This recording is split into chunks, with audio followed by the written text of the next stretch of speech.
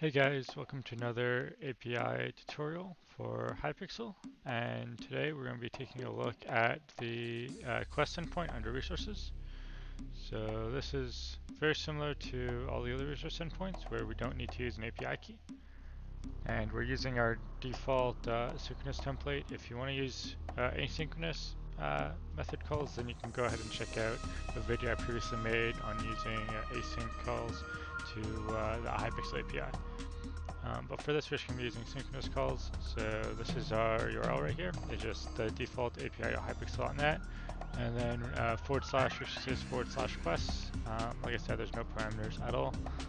And we're going to go ahead and run this. I'll show this to you guys here. So there we go. We go here and we run API contact.py. You'll see all the stuff we get, and that's not very useful. So I'm going to hide that and show you guys what this looks like in Firefox. Now over here in Firefox, we've got essentially what it looks like. It's very simple. As always with resources, endpoints are under the resources method and the API. You'll get a success, as with every API call. And we've got our last update. So it's the Unix millisecond timestamp for the last time that this endpoint is updated, which is just the last time that any quest was either changed or added. And now if we open up quests, fairly simple here. We've just got a list of all our games that support quests, and I'm going to be going over a few. So the first example, I'm going to be looking at Quake. There's 4 different quests for Quake. Let's open up one of these. Let's say this second one here. So you'll see we've got many different objects here. We've got a tail, so we've got ID, name, and description, and then we've got 3 objects within it that are rewards, objectives, and requirements. So ID is going to be the name within the code that the Hypixel API uses. This is very inconsistent, but like for this one, for this specific example, it's like really good. It's Quake_daily_win, which I think is very descriptive, but also like fairly consistent with like Python snake case and stuff. That's really good. We've got the name, which is the name that you'll see in game. So when you're in game and you hover over the quest, you'll see the name of the quest, and so just daily quest winner for Quake. And then the description, this is also what you'll see in game. Description underneath the name, you'll see just that. And then we've got these 3 things here. I'll go over them one at a time. So rewards. Rewards has different objects within them, which are what you're going to receive when you complete the quest.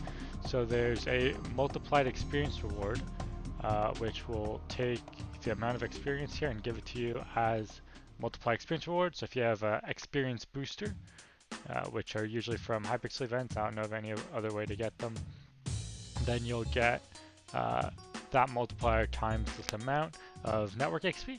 And if you have no network or no booster for your XP, then you'll just have the default amount to just 3,000, which is still a lot.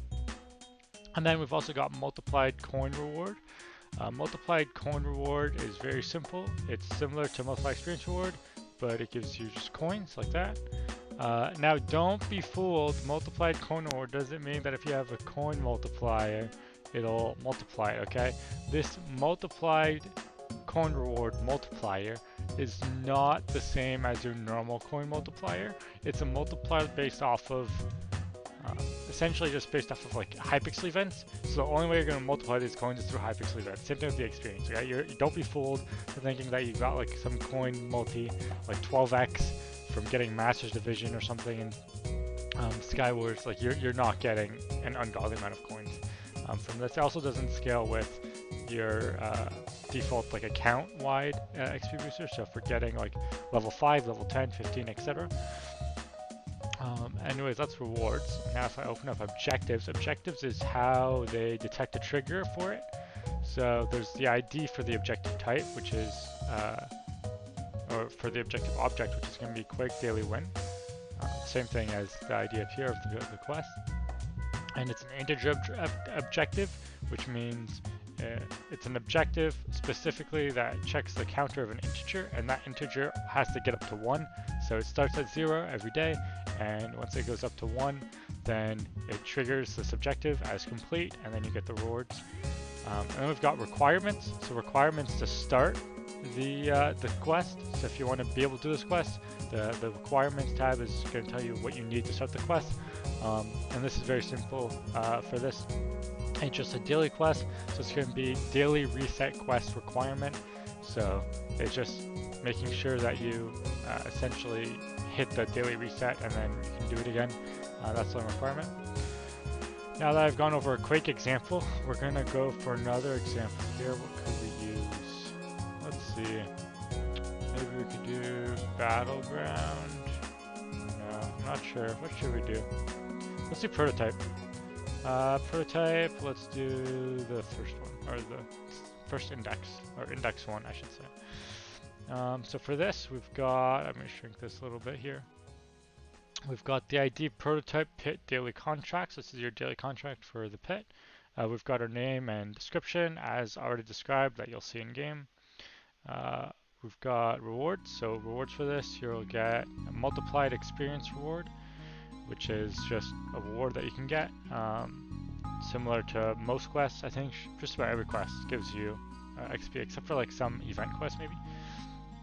And then we've got a new reward type. That's actually really cool. I'll show you guys the pit one. There's, for gold, there's pit gold.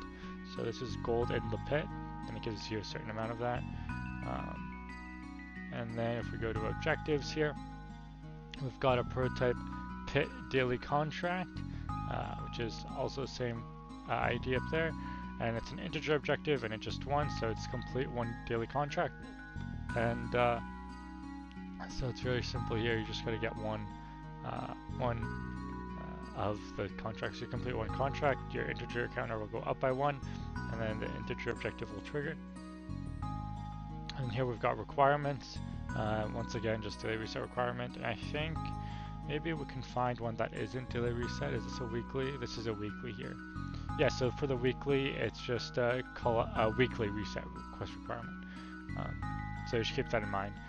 There's weekly, there's stuff. I think there might be some others. I don't know. Maybe I should make a video on like web scraping, or not web scraping, but scraping this API to get all the possible rewards. Anyways, that's been it for this video. I will post a link to the documentation down below as always, although I didn't include this in the video. I think it's fairly simple by now if you've seen my other resource path videos, as the documentation doesn't provide any help at all to what's in it. However, that's been this video.